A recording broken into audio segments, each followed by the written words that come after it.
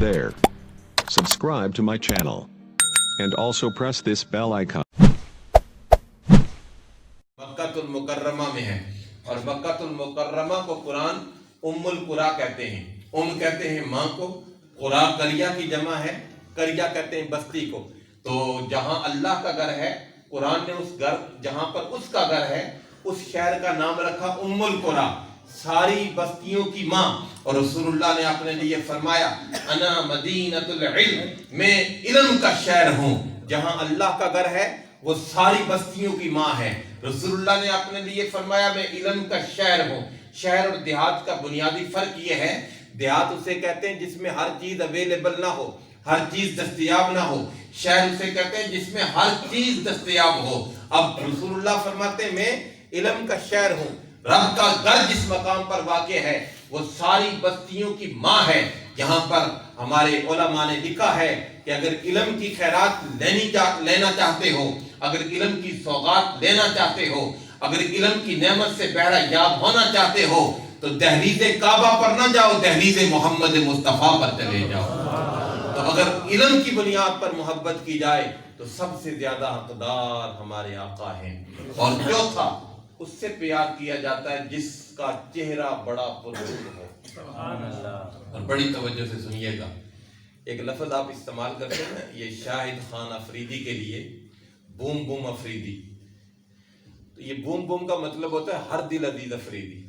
तो अगर आप चाहते हैं कि आप सब लोग हर दिल अजीज बन जाएं, आपकी मोहब्बत लोगों के दिलों में जगमगाना शुरू हो जाए।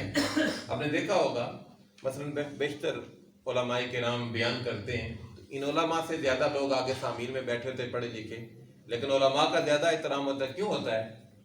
मुफ्ती अहमद यार खान नईमी रहमतुल्लाह अलैह ने क्या खूबसूरत वजह लिखी है। वो फरमाते हैं मुमकिन है कि लोग डिग्रियों के एतबार से बहुत आगे हों, इल्म की जेब से बहुत आगे हों, पर उलमा की हर एक बंदा कदर करता है। इस गुजरे हुए दौर में भी लोग उलमा के जूते उठाकर एक तरफ रखते हैं। क्यों करते हैं?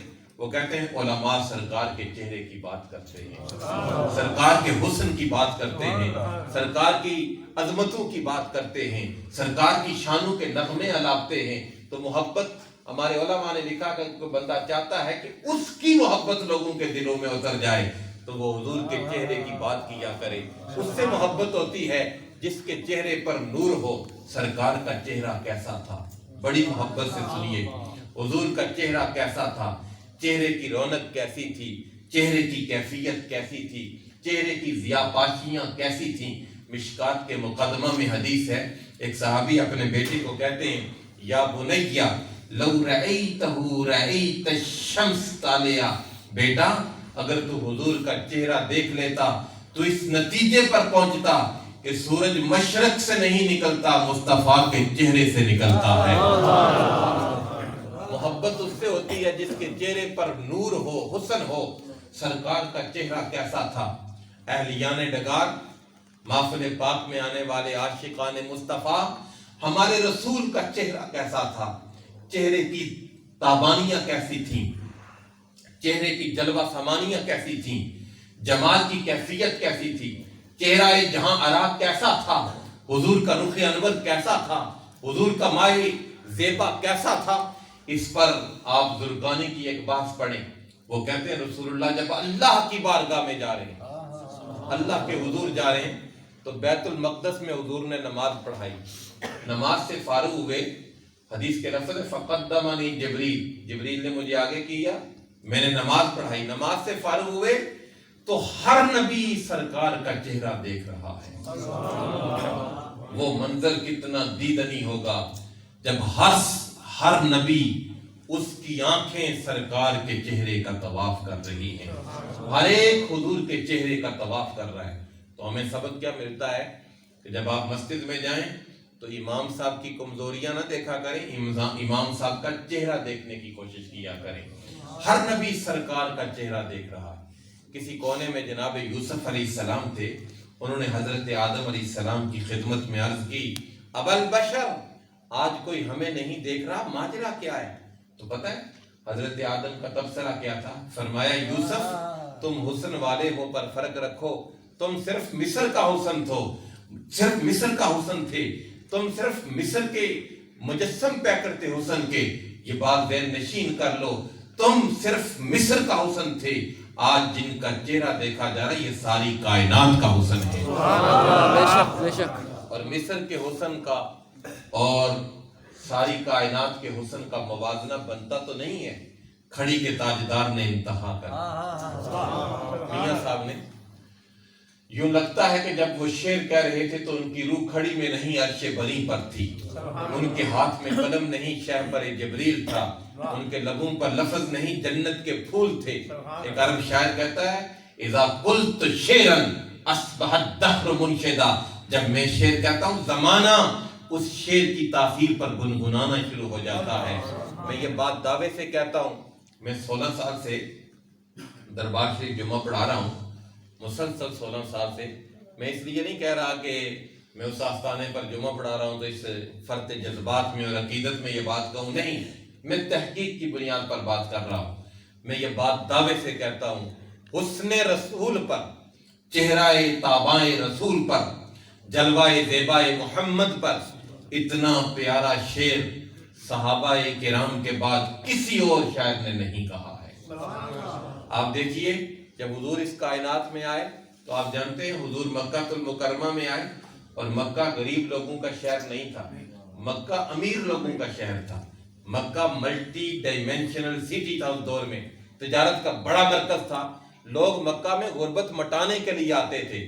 جس سہانی گھڑی رسول اللہ اس کائنات میں آئے، اللہ نے اتنا کرم کیا انسانوں پر، جاہل گنوار عرب بچیوں کو جلا دیتے تھے، مار دیتے تھے، زندہ درگور کر دیتے تھے، اللہ نے ہر ماں کی گود کو بیٹے کی بہار عطا کی۔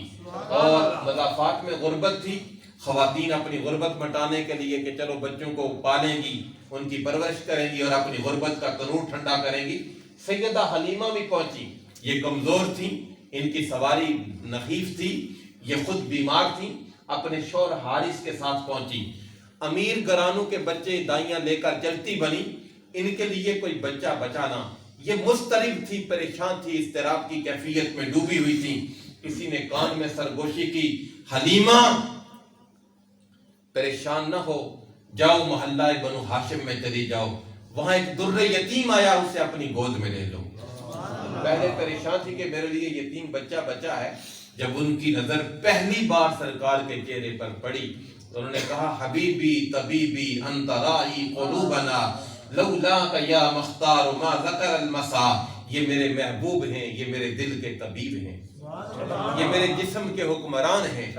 تو حضور کا چہرہ دیکھ کر تو نعت پڑی۔ حضور کے دادا طواف کر رہے تھے، کسی نے جا کر خبر دی ولد اللہ کا مولود عجیب، اللہ نے آپ کے مرحوم بیٹے کے ہاں بڑا عجیب بیٹا عطا کیا ہے۔ وہ کہنے لگے الیس بشرا سویا، کیا ان کا جسم پورا نہیں ہے؟ پیغام دینے والے نے کہا نہیں، عجیب اس معنی میں ہے کہ وہ آیا ہے تو ہر چیز نور میں نہا گئی ہے۔ حضرت عبد المطلب گھر لوٹ کر آئے تو پہلی بار سرکار کا چہرہ دیکھا، پہلی بار سرکار کا چہرہ دیکھا تو زبان سے یہ جملے کہے الحمدللہ الذی اعطانی ھذا الغلام الطیب اللردان کالساد فی المہد علی الغلمان اعیذہ بالبیت ذی الارکان۔ یہ انہوں نے حضور کی نعت پڑھی۔ حضرت شیمہ حضور کی ایک ہی ملک سسٹر تھی، ایک ہی ہمشیرہ، حضرت شیمہ یا شیمہ یا حذافہ، ایک ہی ملک سسٹر تھی، ایک ہی رضائی ہمشیرہ۔ وہ حضور کو کبھی کبھی کھیت میں اٹھا کر لے کر جاتی تو وہ خود کہتی ہیں ہر بچے پر دھوپ کی کرنیں پڑتی، میرے ویر محمد پر آ کر بادل سایہ کر لیا کرتے تھے۔ تو وہ نعتیں پڑھا کرتی تھی، یا ربنا ابق لنا محمدا حتی اراہ یافیا و امردا۔ حضور 6 سال کے تھے، حضور کی والدہ نے حضور کے چہرے کی بات کی، بارک فیک اللہ من غلام ان صح ما ابصرت فی المنام فانت مبعوث الى الانام من عند ذی الجلال والاکرام۔ حضور کے چچا جناب ابو طالب، قصیدہ لامیہ یہ 90 اشعار پر مشتمل قصیدہ ہے۔ اوپر کا شعر ہے وَأَبْيَضُ يُسْتَسْقَى الْغَمَامُ بِوَجْهِهِ سَمَالُ الْيَتَامَ عِصْمَةٌ لِلْأَرَامِلِ۔ حضور کے ایک ثنا خان حضرت حسان بن ثابت، آپ کی عمر تھی 120 سال، آپ کے والد ثابت کی عمر تھی 120 سال، آپ کے دادا منذر کی عمر تھی 120 سال، آپ کے پردادا احرام کی عمر تھی 120 سال۔ لمبی عمر نے حسان کو زندہ نہیں کیا، मुस्तफ़ा की नात ने हस्सान को जिंदा किया है। वो कहते हैं हजौत मुहम्मद फअजबतु अन्हु व इंदल्लाहि फी ज़ाकल जज़ाउ फइन्ना बी व वालिदती व इर्दी लिर्दि मुहम्मदिन मिनकुम विक़ाउ व अहसन मिनका लम तर क़त्तु ऐनी व अजमल मिनका लम तलिदिन निसाउ खुलिक़त मुबर्रअन मिन कुल्लि ऐबिन कअन्नका क़द खुलिक़त कमा तशाउ। मुझे अरबी शायरी के साथ शगफ भी है और मुझे ज़ौक़ है कि मैं हमेशा अरबी की शायरी पढ़ता रहता हूँ और याद करता रहता हूँ। सहाबाए किराम को छोड़कर जो बात आपको बताना चाहता था कि जनाब यूसुफ अलैहिस्सलाम ने हजरत आदम को कहा आज कोई हमें नहीं देख रहा, माजरा क्या है। अपनी सरगज़श्त बयान की, अपनी कहानी बयान की कि लोग तो हमें हुस्न की एम्बॉडीमेंट कहते हैं, लोग तो हमें हुस्न की तजसीम कहते हैं, लोग तो हमें हुस्न का माहे तमाम कहते हैं, पर आज कोई हमें नहीं देख रहा, माजरा क्या है। तो जनाब आदम ने कहा तुम मिस्र का हुस्न हो, आज जिनका चेहरा देखा जा रहा है ये सारी कायनात का हुस्न है।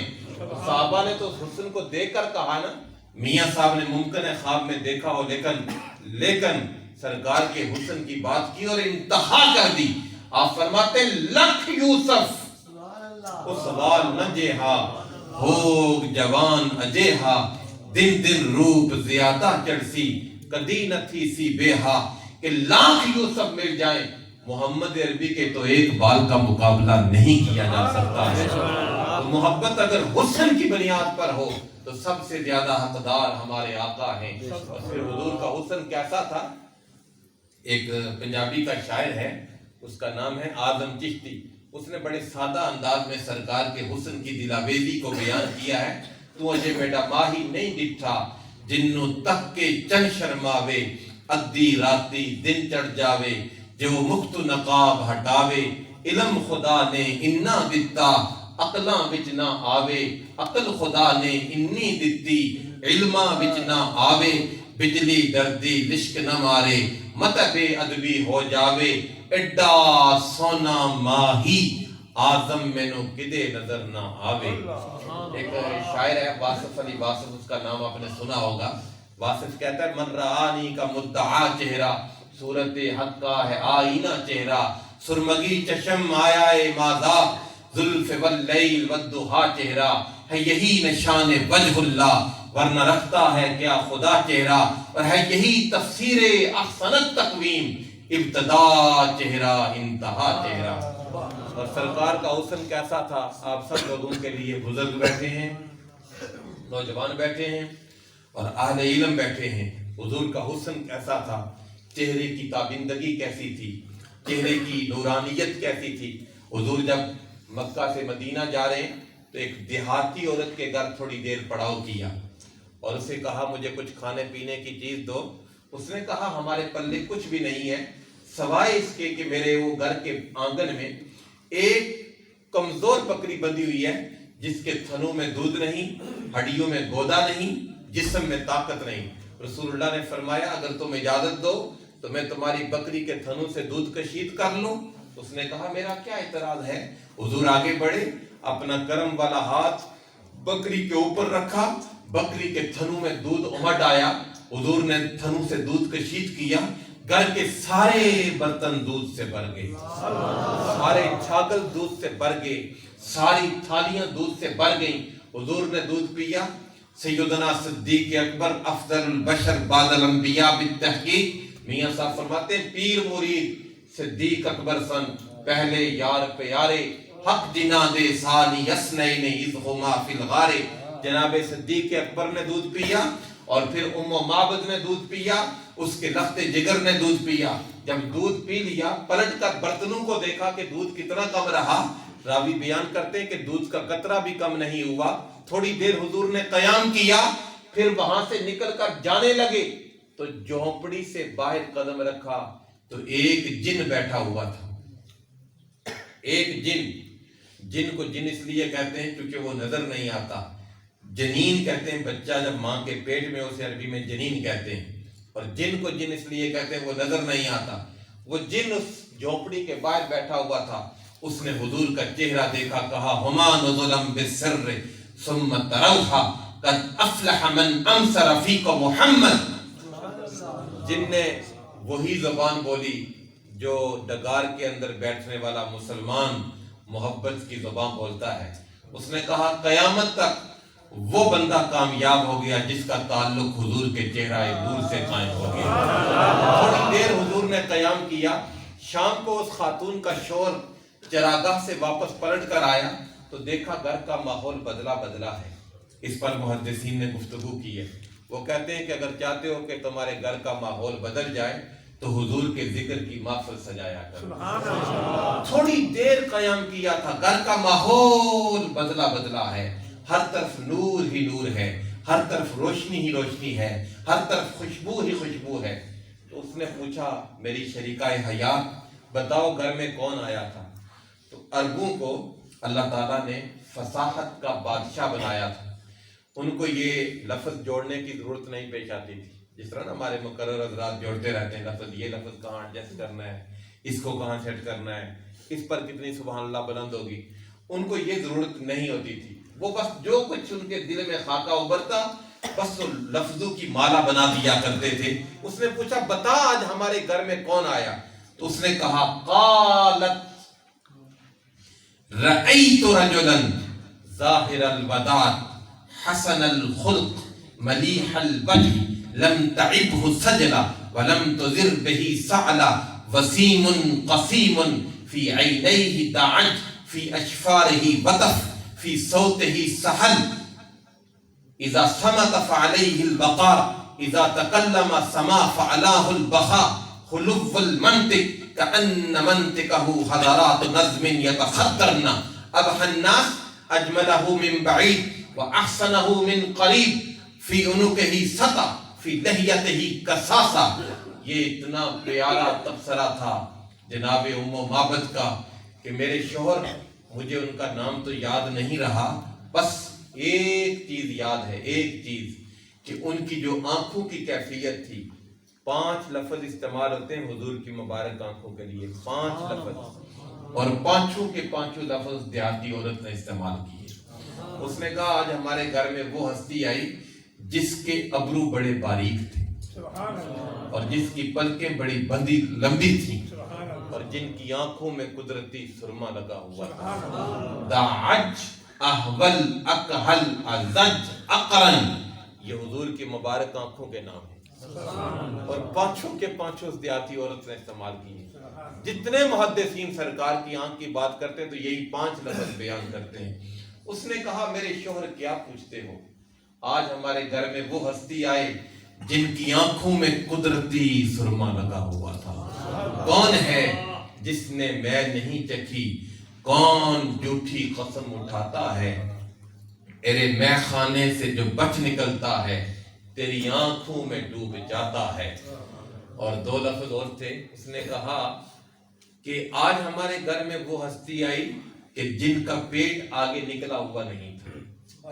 ہوتا ہے نا کہ پیٹ صاحب کہیں جا رہے ہوتے ہیں اور حضرت صاحب کہیں جا رہے ہوتے ہیں, ایسا نہیں تھا. ان کا پیٹ, سینہ اور پیٹ بالکل برابر تھے.